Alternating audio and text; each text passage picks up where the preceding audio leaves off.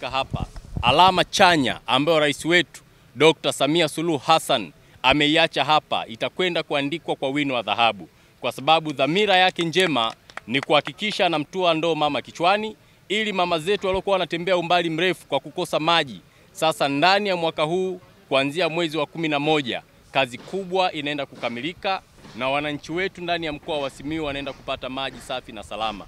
Hivyo tuna kila sababu wananchi wa mkoa wa Simiyu moja kujivunia kwamba tuna rais ambaye anatujali, tuna rais anayejua matatizo ya Watanzania, lakini tuna rais ambaye ni mama mwenye huruma, ambaye anatambua nini anapaswa kufanya. Hivyo tuna sababu kubwa mkoa wa Simiyu kumuunga mkono rais wetu, na tumhakikishie Mheshimiwa Rais tutazidi kusimamia miradi yote ya maendeleo ndani ya mkoa huu, na hatutakubali kwa namna yoyote fedha yoyote ya mradi ikatumika vile ambavyo haijakusudiwa. Na ndio maana sote kwa ujumla wetu tunasema Mama Samia mitano tena kwa kazi kubwa ambayo ameifanya ndani ya mkoa wa Simiyu. Basi itoshe kusema ulimhola vava na vamayo.